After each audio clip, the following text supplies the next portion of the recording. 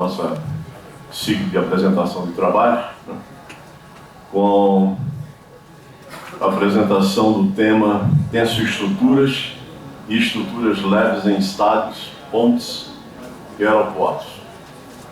Pelo engenheiro Nelson Fielder, que é engenheiro civil formado pela Universidade Federal do Rio Grande do Sul e é pioneiro nas estruturas e nas tensas estruturas no Brasil.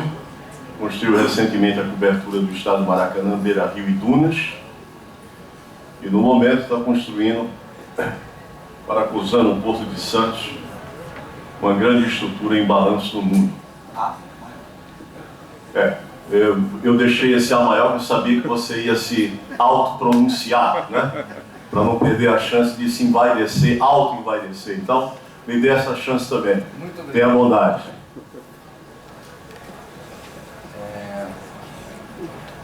Bom dia para todos. Obrigado por estarem aqui ouvindo. Tá muito longe.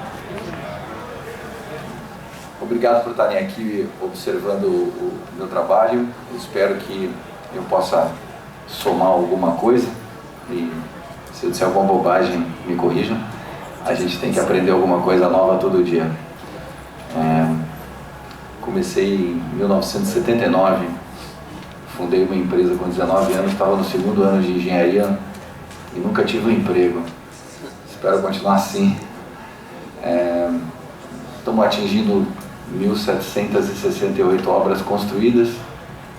Nesses anos de crise a gente desenha 20 obras para ganhar uma, nos anos bons a gente desenha 10 ou 12. Então a gente tem algo como 18 mil projetos desenhados e calculados completamente, como se fosse construir, que ficaram órfãos. A vantagem é que desenhos não se perdem. Às vezes aparece alguém precisando de um desenho urgente e diz assim: nossa, tem uma solução pronta. Mas a gente não conta, né? Vamos desenhar para você. Mas é isso. Deixa eu ver se está saindo a imagem lá. Tá.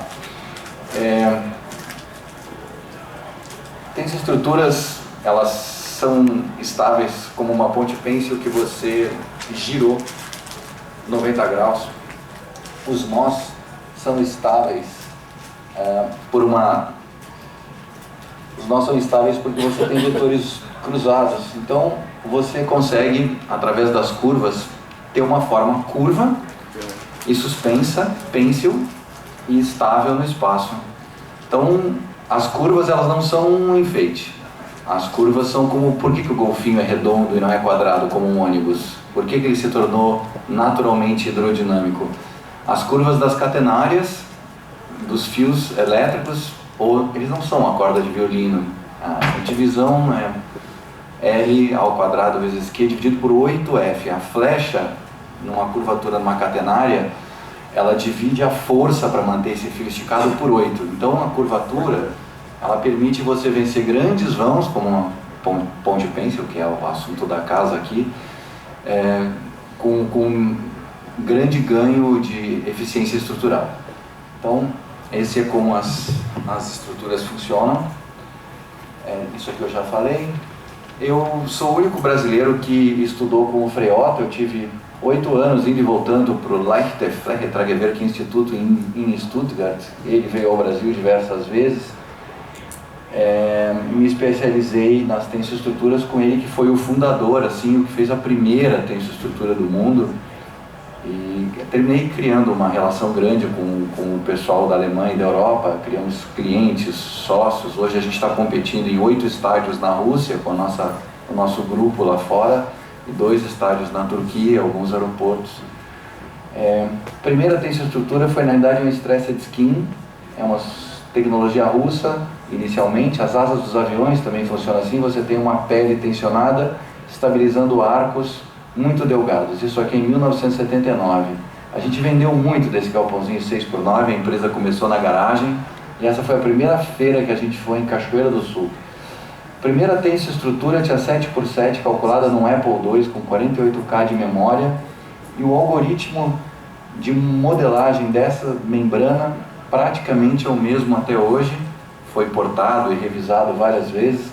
Hoje os nossos softwares são todos escritos em Fortran, que apesar de ser a mais antiga língua, hoje continua sendo a mais atual, que se pode portar para multiparalelo. A gente escreve Fortran todos os dias. Todos os dias.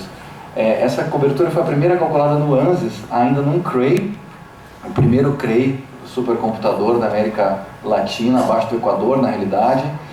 E eu fiquei durante um ano inteiro praticamente como único usuário dessa máquina na Universidade Federal. Os Crays eram restritos pelo Senado americano, e como vinha para a USP em São Paulo e ela tinha acordos com a Ingesa, foi vetado, terminou indo parar na minha universidade lá em Porto Alegre. E eu, por praticamente um ano, fui o único usuário com todo o suporte da ANSYS. Era em Unix, era muito chato, mas ele conseguia rodar essas estruturas enormes. Nessa época, o Michael Jackson lançou Thriller e foi inventado o primeiro PC, parece que foi ontem, né? E a gente precisava vestir um anorak com gorro e luva naquela sala congelada, tinha 300 baterias de caminhão como no break de 1 minuto e mangueiras de hélio e nitrogênio naquela máquina de 25 milhões de dólares, que acho que o nosso relógio hoje é mais. Tinha 256 megabytes de RAM, eram uns discos enormes. Calculamos em 1000 segundos dessa máquina essa ponte de 77 metros de vão e essa cobertura de 85 metros de vão livre, suportada por uma rede muito delgada de cabos que só aparecem como sombra.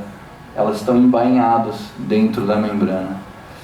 Essa estrutura aqui é uma mistura de arcos de catedral cruzados que se autoestabilizam e aquela stressed skin da membrana estabilizando o arco que a suporta, a membrana funcionando como infinitos x's, né?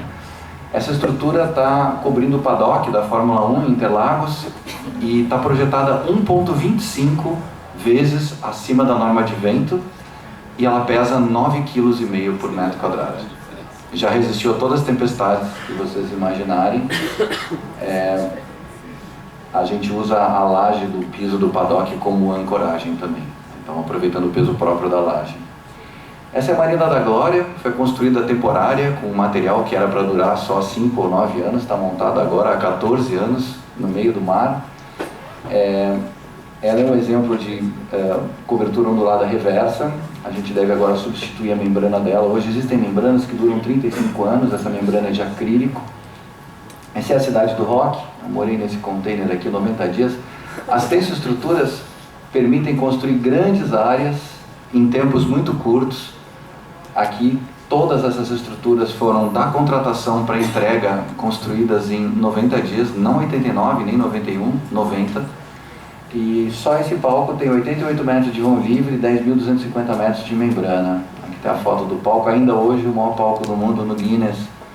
A estrutura tem 220 toneladas de aço, está de boca aberta para o sudoeste e a gente tem uma situação muito forte de coeficiente de pressão interno, com saídas de ar atrás, saídas nos topos. A forma das 88 tetas, como ele se chama, é no fundo uma forma anecoica. No jargão de som, é uma estrutura seca. Você bate uma palma e a reverberação é nula, porque todas as formas são anticlásticas. E a função era não ter eco no palco, com 89 bandas. Nós montamos essa estrutura em 16 dias e a membrana em 4. Essa estrutura ela é um icosaedro geocentrado e os mastros são tensengrites. Eles estão suportados só por cabos e só tem um triângulo contraventado que contraventa o vizinho. Então a gente conseguiu uma economia estrutural muito grande produzindo as peças em loco. Essas peças têm 15 por 15 de aresta. Essa estrutura foi o nosso recorde de montagem. 3.800 metros quadrados, suportado sobre esferas infladas, montado em 12 horas para a Red Bull, entre jogos de futebol, entre a quarta e o domingo, para o evento de despedida do Schumacher, no Morumbi, em São Paulo. É um extremo máximo, assim. Essa estrutura foi um prêmio em 2008, a gente ganhou um prêmio na Alemanha de design com essa estrutura, está em cima do Morro da Urca. E, de novo, desde 1997 eu tomei uma decisão de fim de ano de multiplicar os ventos de todas as estruturas por 1,25. Por conta do aquecimento global, eu acho que a nossa norma de ventos está obsoleta.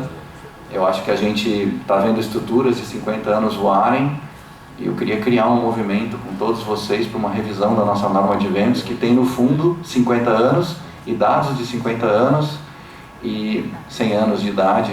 Eu sou velejador. As rajadas de hoje, não sei se é porque eu estou mais velho, mas as rajadas de hoje estão muito mais duras do que as rajadas de antigamente, e a gente não ouvia falar em ciclone subtropical, em nada dessas coisas.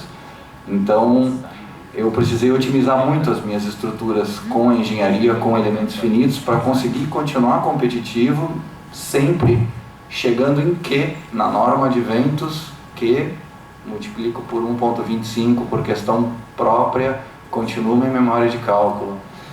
Eu trabalho com ANSYS desde que praticamente ele está no mercado. É o software mais testado de todos, e a gente tem muitos scripts. Essa estrutura foi toda produzida para ser levada em 120 noites de bondinho para cima, montada sem guindastes, só com ideias e pessoas, riggers. E aqui a montagem da estrutura no topo do Pão de Açúcar. O vento dela é o máximo da norma, 250 km é a última linha da nossa norma de vento. E esse é um arco de 150 metros, centro olímpico, construído para o nosso cliente OAS. E tenho 6 laudos de 6 grupos de engenheiros consultores dizendo que a gente não ia conseguir montar esse arco. Eu mandei as fotos para todos. Eu fico muito feliz. Essa estrutura toda analisada em elementos finitos. Esse é o SEMPS da Petrobras, tem 8.800 metros quadrados, a montagem da membrana. Isso aqui é uma cobertura muito importante para mim, foi o trabalho mais difícil que eu já fiz na minha vida, dentro do morro, quando eu não tinha UPP, a gente assinava o livro ponto do tráfego para entrar na obra, e aí o diretor está aí hoje. E discussão de hora extra era só ir no ponto do pessoal, que não tinha discussão, entradas e saídas mais organizadas do que o nosso ponto. A gente trabalha com máquina CNC de corte, e tem padrão, como chama padrão Petrobras de solda. E o túnel de vento, ele é uma paixão minha como velejador, e é uma área que é o maior carregamento das estruturas ultraleves. Então eu me dediquei sempre muito ao CFX, CFD, e procuro, nem que eu vá construir uma casinha de cachorro, eu vou fazer um túnel de vento eletrônico para estudar. E ao longo desses anos eu consegui ir criando correlações importantes. A gente até criou uma rede neural para comparar 50 casos contra 50 casos e vários carregamentos com os túneis de vento físicos. Então tem uma comparação do túnel de vento do Maracanã, o do Fonte Nova, que eu terminei otimizando a estrutura. Então isso aqui é um caso que a gente está construindo agora no Fundão. É uma estrutura ultra leve, em balanço, a base em sólidos e análise de vento, a montagem. Nós estamos agora nesse canteiro de obra. A análise de vento a gente consegue FSI, Fluid Surface Interface, então a gente consegue cada elemento finito ser transportado e aplicar o carregamento na estrutura, né? Essa aqui é a maior cobertura em balanço do mundo, segundo os check engineers que a gente contratou fora, Alemanha e França. É uma patente internacional, ninguém nunca tinha pensado em cobrir um navio e estabilizar ele aerodinamicamente. Ela tem 98 metros de balanço, 128 metros de desenvolvimento, 65 metros de altura. Eu me mudei para Santos agora, para estar nesse canteiro de obra todos os dias. Aqui a análise de túnel de vento eletrônico, a análise de túnel de vento físico, de novo as correlações. E hoje a gente tem, com uma dúzia de casos comparados, a gente tem muita confiança no túnel de vento eletrônico e na capacidade de sintonizar as estruturas aerodinamicamente. E eu acho que é onde eu posso ajudar vocês. A gente tem alguma disponibilidade. Hoje a gente tem 3 supercomputadores de 1,5 teraflop cada um, refrigerados a água, blá, que a gente consegue rodar um túnel de vento eletrônico de 40 casos em uma noite. Então a gente consegue fazer a modelagem em uma semana, rodar em uma noite e mudar o projeto, desenhar 30 vezes em poucos dias. Na verdade, a gente está conseguindo rodar um caso por minuto de um arquivo com 24 GB de base. É um troço gigante. A análise dessa estrutura começou, nós desenhamos ela 35 vezes para conseguir estabilizar estaticamente. Da versão 35 até a versão 55 que está sendo construída, além de resolver problemas de concentração ainda no modelo de BIM, ainda com elemento de barras, né? Nosso maior inimigo, que é o maior inimigo das megaestruturas, é a frequência. Como vocês todos aqui são gente de ponte, conhecem o caso da ponte de Tacoma, a gente precisa de frequências acima de 1 Hz. E modelar uma megaestrutura e rodar Eigen Frequency, a alta frequência da estrutura e as suas subfrequências, nós desenhamos mais 20 vezes essa estrutura para conseguir subir a frequência para 1 Hz. Ela começou com 0,56 e ela não ia ficar em pé. A primeira frequência era o sway, depois o nodding, e esse é, acho que, o trabalho mais difícil de uma mega estrutura. Quando a gente modelou toda a rede de cabos do Fonte Nova, eu trabalhei junto, acabei não pegando a obra, mas fui contratado para otimizar a estrutura. Não estou com o caso aqui, mas foi também a parte mais difícil, fazer a frequência subir. Você tem que aliviar peso no extremo e aumentar a inércia na base e ficar redesenhando, e qualquer coisa que você faz piora. Na sequência de como a gente analisa um projeto como um todo, o projeto é inteiro sempre montado, todos os casos de vento são rodados no projeto macro inteiro, e depois da etapa de BIM, quando vai indo na direção do executivo, são modelados em sólidos. Eles penalizam muito as máquinas, então os modelos sólidos são modelados, aqui é o modelo de BIM, né? E aqui é o modelo de sólido mesmo, tetraedro de 10 nós, pesadíssimo. Esse arquivo aqui tem 24 GB, esse DB, esse database. E você precisa de máquinas gigantes para conseguir girar o desenho. Então, essa é a modelagem, sempre desenhando em sólidos mesmo, os pinos, tudo, para entender realmente o que está acontecendo na estrutura, lembrando que a gente está uma vez 25 acima do vento. A gente também trabalha em deformações elastoplásticas, grandes deformações, para entender o funcionamento. Por exemplo, essas juntas a gente descartou. Elas eram uma solução incrível, uma junta universal que ia nos permitir todos os graus de liberdade na montagem, e acabou que cada peça pesa 1,5 toneladas e o que era para ser uma solução virou outro problema. A gente mudou completamente essas juntas, foram descartadas, porque a gente entendeu que elas tinham um pequeno desalinhamento e criavam um giro na estrutura inteira. E dando sequência na análise elastoplástica, a gente entendeu as deformações, que ela saía do alinhamento, porque ela tinha duas curvas, e não, por mais que a gente enrijecesse, isso aqui já são chapas de 3 polegadas, que você já quase não consegue comprar. Os esforços são 800 tons, né? São todos esforços muito grandes. Então isso aqui são as análises das conexões que a gente terminou de descartar nesse projeto, por conta dos desalinhamentos gerarem torções e eles serem muito visíveis no modelo sólido. As juntas são bem complexas, os enrijecedores internos para que as paredes da caixa, que tem 1 metro por 1, não se deformem. A gente enxerga o funcionamento dos enrijecedores. Nós conseguimos melhorar muito o peso dos enrijecedores trabalhando com o modelo sólido, porque a gente descobriu que eles estavam quase inoperantes aqui dentro. A gente está com 42 casos de vento, com navio e sem navio nessa estrutura, que o pior caso o vento bate no navio e sobe, então é uma estrutura muito séria, né? Tem muitos engenheiros envolvidos.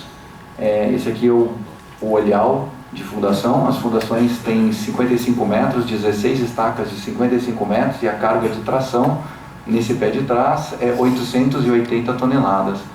Então, é uma peça muito séria. Já estamos com as fundações agora todas prontas e temos 55% da estrutura produzida.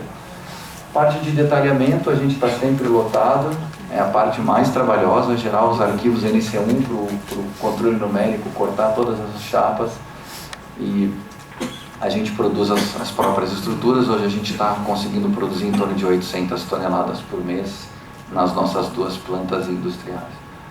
Essa aqui é uma das nossas fábricas, Mogi Guaçu, no interior, escritório em São Paulo, produzindo as peças dessa estrutura. São 5.900 caixas. E agora aqui, um slide branco. O que houve aqui? Parou. Aqui está o buraco da fundação, 16 metros de diâmetro. E os chumbadores, isso aqui é um pé do peão que eu deixei na foto para a gente ter a noção do chumbador.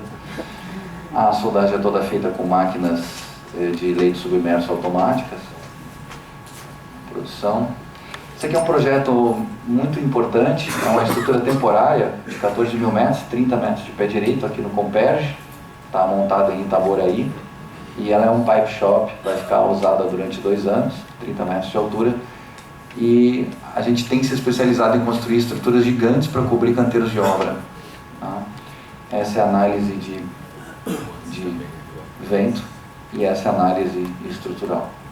Aqui está o mapeamento das pressões de vento do túnel de vento eletrônico sobre a estrutura e aqui a montagem. Essa estrutura inteira com 14 mil metros foi montada em menos de 50 dias. Isso aqui é o mesmo caso, feito para a Vale em Itabira, uma estrutura de 30 metros de pé direito, de novo para cobrir um canteiro de obra. Temos uma estrutura dessas pronta entrega, por sinal, acabei de desmontar, 100 metros por 85, se alguém estiver precisando. Um mimo. Essa aqui é a cobertura do Maracanã. Eu participei desde o início do projeto e o escritório de cálculo é um escritório alemão, mas eu participei muito do desenvolvimento desse projeto e a gente fez o acompanhamento da montagem. Isso aqui é um modelo de ANSYS da rede de cabos, dificílima de estabilizar. Teve uma participação de um grupo grande de engenheiros a estabilizar essas rodas de bicicleta. É um trabalho exaustivo, tem que ter muita paciência de chinês para conseguir um modelo desses convergir. Isso aqui são os cabinhos de aço, cabos com 3.300 toneladas. O içamento da rede de cabos foi controlado por um sistema analógico digital de pressão das bombas, que custou caro e de verdade não funcionou. É mentira. Os cabos entre si funcionam como vaso comunicante e quando uma bomba pifava, se você está puxando 60 cabos com 120 macacos puxando 120 toneladas e uma bomba parar, você quebra o anel de 4.000 toneladas, ele é solto lá em cima, ele é apoiado em coxins de neoprene. E então, o que funcionou de verdade foi controle molecular. Você manda o molecular olhar. O controle digital ficou de costas.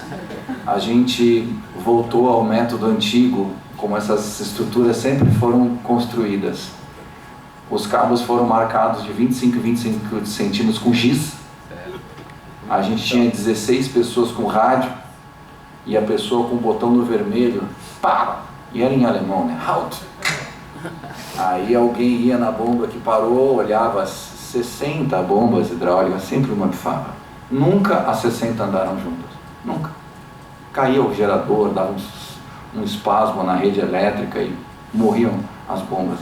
Ia lá, contava os risquinhos. Não, e os caras contando em alemão, né? E os brasileiros contando junto. Não, tá com 25 risquinhos. Não, tá com 22. Conta de novo. E tinha que descobrir nos 60 cabos a posição que estava cada cabo, puxar de novo aquele macaco especificamente até emparelhar os risquinhos.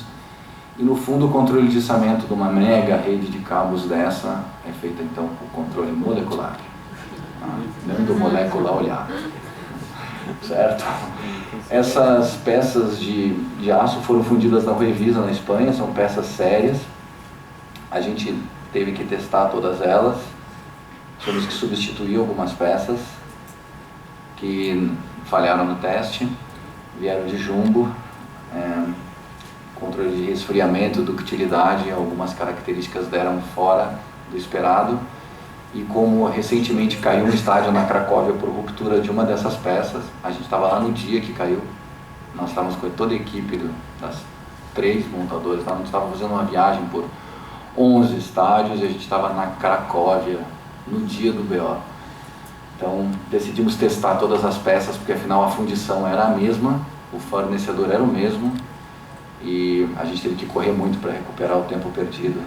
Foi uma briga minha muito grande, afinal a ART dessa montagem inteira da cobertura é minha e eu decidi exigir, fazer valer meu CREA e exigir testar 100% das peças.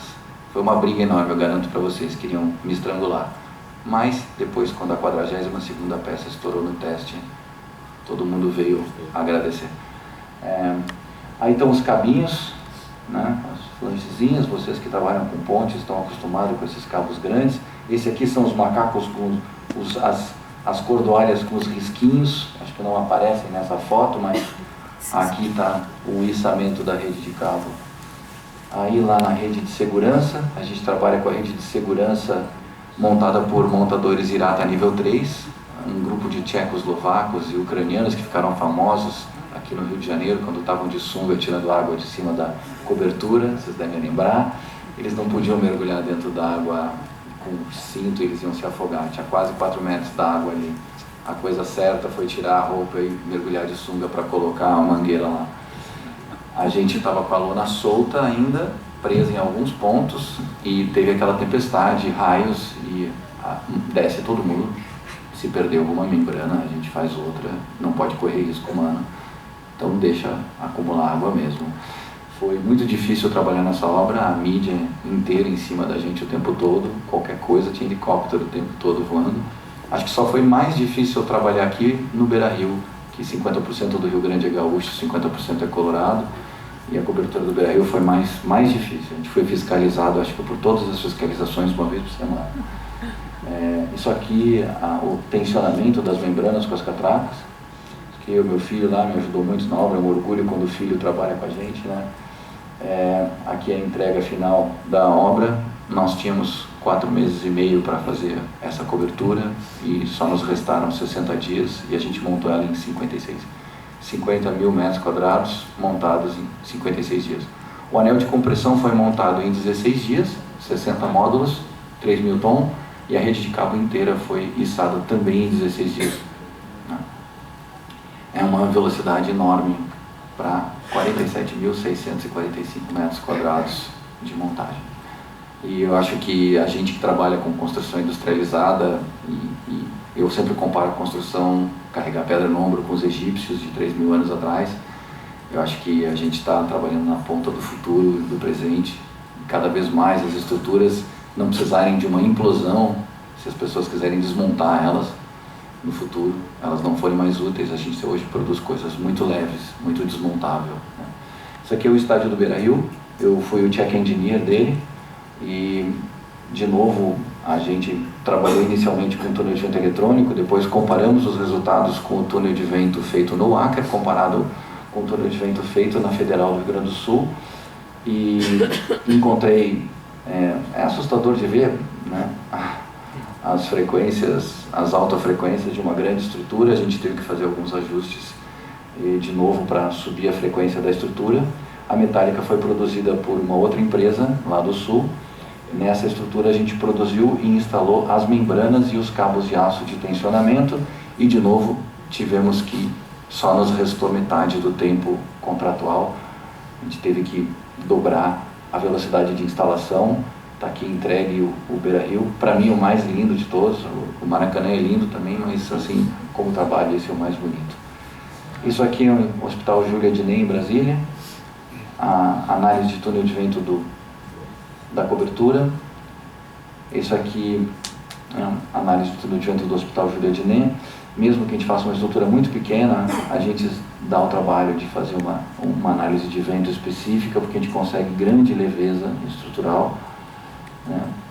Isso aqui é um projeto do Wind Fence para conter pó de ferro e pó de soja em alguns lugares onde as indústrias estão poluindo, e é uma estrutura que está em estudo.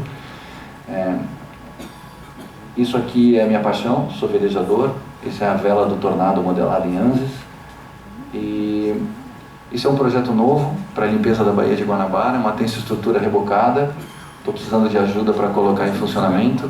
Se alguém tiver alguma ideia como a gente faz isso acontecer, o projeto está feito e a ideia é ter 10 unidades de 30 metros andando para lá e para cá na Baía de Guanabara, recolhendo lixo. Eu sei que é um projeto fora do escopo, mas é uma ideia que eu gostaria de ver colocada em prática. Ela é uma tensoestrutura inflada e pode resolver o problema que a gente está enfrentando aí.